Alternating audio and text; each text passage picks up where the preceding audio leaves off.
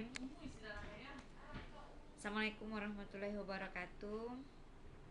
Ketemu lagi pada kesempatan ini. Kali ini kita akan membahas terkait perhitungan pajak penghasilan PPh 21 orang pribadi. Namun sebelum kita masuk ke contoh, mungkin ada baiknya kita jelaskan terlebih dahulu terkait dengan PTKP atau penghasilan tidak kena pajak. Nah, pada tahun 2020 ini untuk PTKP kita masih berdasarkan PMK nomor 101 tahun 2016, di mana bahwasanya untuk PTKP orang pribadi itu masih 54 juta. Kemudian kalau dia kawin ditambah dengan 4.500.000. Kemudian setiap tanggungan maksimal 3 tanggungan itu ada 4.500.000.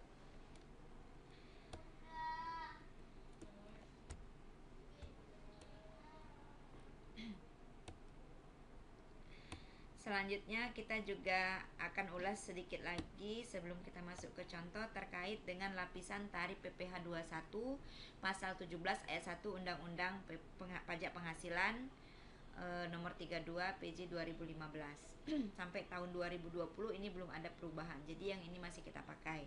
Nah, di sini dinyatakan untuk lapisan tarif itu 0 sampai 50 juta itu dikenakan 5%. Kemudian di atas 50 sampai 250 juta dikenakan 15%.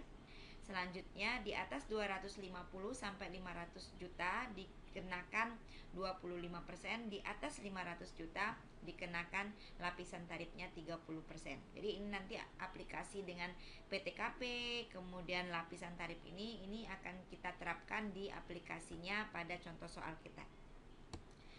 Baik, selanjutnya kita masuk ke contoh kasus atau contoh soal yang akan kita bahas. Di sini ada sebuah kasus terkait seorang karyawan, yaitu di sini bernama Tuan Eko. Beliau ini adalah seorang direktur dari PT Langit Biru, sudah menikah dan memiliki 2 orang anak yang masih duduk di bangku SMA. Selain anak dan istrinya, di rumah juga tinggal orang tua kandung yang menjadi tanggungan dari Tuan Eko ini. Nah, kemudian setiap bulan Tuan Eko ini menerima gaji pokok dari perusahaannya sebesar 12 juta. Kemudian disajikan pula data terkait dari informasi dari perusahaan tempat Tuan Eko tersebut bekerja.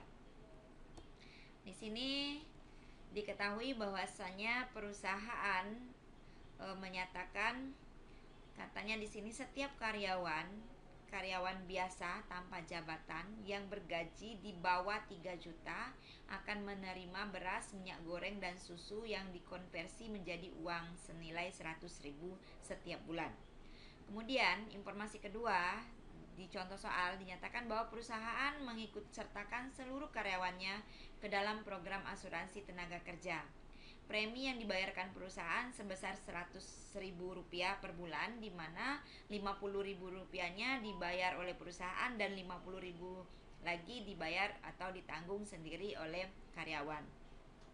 Selanjutnya, perusahaan juga mengikut sertakan semua pegawai pada program pensiun PT Masa Depan Sejahtera dengan membayar iuran pensiun sebesar 3% dari gaji pokok sebulan.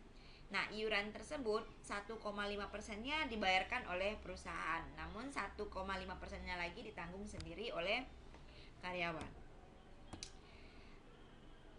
Jadi dari kasus itu kita akan memecahkan permasalahannya terlebih dahulu. Tentu kita akan himpun data yang kita ketahui. Di sini kita buat terlebih dahulu, diketahui informasinya. Yang pertama tadi adalah informasi dari wajib pajak itu sendiri atau dari Tuan Eko. Tuan Eko sudah menikah dengan 3 tanggungan. Ini penting kita ketahui karena nanti terkait dengan PTKP-nya berapa. Kemudian memiliki gaji pokok 12 juta per bulan.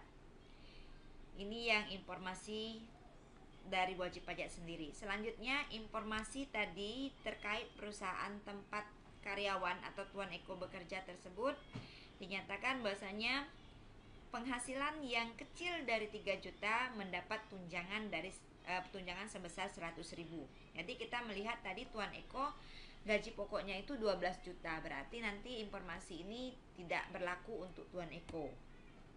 Kemudian asuransi 50.000 dibayar perusahaan dan 50.000 dibayar sendiri oleh karyawan. Selanjutnya iuran pensiun 3%, di mana 1,5%-nya dibayar oleh perusahaan dan 1,5%-nya dibayar oleh karyawan sendiri. Nah, yang ditanya di sini adalah yang pertama, berapa PPh 21 Tuan Eko? Kemudian yang kedua, berapa penghasilan per bulan Tuan Eko setelah dikurangi PPh tadi? Mari kita selesaikan. Maka di penyelesaian pertama yang harus kita hitung adalah pendapatan bruto Tuan Eko. Diketahui bahwasanya penghasilan pokok, ini penghasilan pokok Tuan Eko itu sebesar 12 juta. Kemudian kita harus tahu, kita ulang kembali konsep dari premi dan iuran pensiun. Premi itu kalau dia dibayar sendiri oleh perusahaan, dibayar sendiri oleh karyawan maksud saya, berarti di sini teorinya dia akan nanti tidak masuk objek pajak, tapi ketika dia dibayarkan oleh perusahaan maka akan menambah di pendapatan. Sehingga di sini penghasilan bruto Tuan Eko menjadi 12.050.000. Kita masuk lagi ke pengurangan. Kita cari data yang akan mengurangi dari penghasilan bruto Tuan Eko. Yang pertama, biaya jabatan. Biaya jabatan di sini masih sampai tahun 2020 ini 5% dari penghasilan bruto. Nah, walaupun penghasilan brutonya di sini 12 juta, kenapa kita buat di sini biaya jabatannya 500.000? Karena ditetapkan bahwasanya biaya jabatan itu maksimal 500.000. Jadi maksimalnya kita ambil maksimal 500.000. Kemudian pengurang berikutnya adalah iuran pensiun. Jadi iuran pensiun di sini kenapa dia mengurangi? Karena ditanggung sendiri oleh karyawan. Jadi yang ditanggung sendiri oleh karyawan itu sebesar 1,5% dari gaji pokok tadi, berarti dari 12 juta, sehingga dapat 180.000. Kalau yang ditanggung oleh perusahaan berarti dia tidak termasuk objek pajak, berarti kita tidak akan menghitung mengurang atau menambahkannya. Selanjutnya kita tambahkan kita kurangi tadi penghasilan bruto, berarti karena ini pengurangan kita kurangi dengan biaya jabatan dan iuran pensiun, sehingga didapat penghasilan sebelum pajak sebulan itu Tuan Eko 11.370.000. Selanjutnya, karena kita akan menghitung PTKP dalam tahun, berarti gaji per bulan ini kita jadikan gaji per tahun. Kita kali 12 sehingga hasilnya dapat 136.440.000 rupiah. Mendapat penghasilan sebulannya 136.440.000 setahun total. Selanjutnya kita pindahkan, ini halaman berikutnya ya. Jadi penghasilan sebulan pajak Pak Eko setahun Pak Eko tadi adalah 136.440.000. Kita kurangi dengan PTKP. Jadi tadi kita ketahui bahwasanya Pak Eko ini dia sudah menikah. Jadi PTKP orang pribadi 54 juta. Kemudian karena dia sudah menikah, kawin 4.500.000. Ada tanggungan, tadi tanggungannya kalau nggak salah sampai 5 di kasus. Tapi yang kita hitung tetap 3, karena di peraturan perundang-undang perpajakan itu maksimal tanggungan 3, sehingga 4.500.000 per orang tanggungan kita kali 3 menjadi 13.500.000. Maka total dari PTKP adalah 72 juta. Nah, penghasilan sebelum pajak 136.440 tadi kita kurang dengan 72 juta. Sehingga dapat PKP penghasilan kena pajak Pak Eko itu 64.440.000. Lalu berapa pajak yang harus dibayar oleh Pak Eko? Nah, kita masukkan dia ke kalikan ke lapisan tarif kena pajak. Tadi di awal kita ada membahas tentang lapisan tarif kena pajak, di mana kalau PKP-nya 0 sampai 50 juta itu akan menyentuh tarif maksimalnya 5%. Di atas 50 sampai 250 juta dia dikenakan lapisan tarif sebesar 15%. Kemudian di atas 250 sampai 500 juta dikenakan tarif sebesar 25%. Selanjutnya tadi di atas 500 juta dikenakan tarif 30%. Lalu Pak Eko di sini PKP-nya 64 juta 440.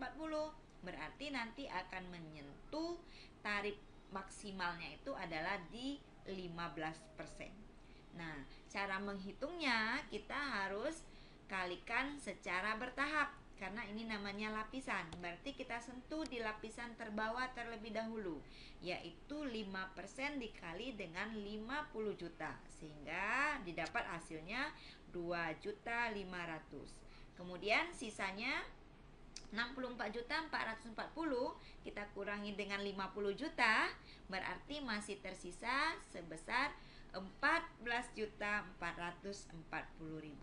Nah, yang 14.440.000 ini yang menyentuh di tarif maksimal tadi 15%. Sehingga didapat 2.166.000. Kita totalkan, maka total PPh 21 Pak Eko setahun itu 4.666.000. Maka di sini kalau tadi yang ditanya adalah PPh per bulan, kita tinggal bagi 12 sehingga hasilnya 388.833 rupiah. Baik, selanjutnya kita jawab pertanyaan tadi. Pertanyaan pertama, berapa PPh 21 Pak Eko per bulan? Maka jawabannya 388.833 rupiah. Pertanyaan kedua, berapa penghasilan per bulan Tuan Eko setelah PPh? Berarti penghasilan sebulan Pak Eko tadi sebelum pajak 11.370.000. Kita tinggal kurangkan lagi dengan pajak per bulan 388.833 sehingga didapatlah ini dia Tera. Jadi penghasilan Pak Eko setelah dikurangi pajak 10.981.167 rupiah. Oke, gampang bukan menghitung pajak penghasilan. Sekian, semoga bermanfaat. Terima kasih.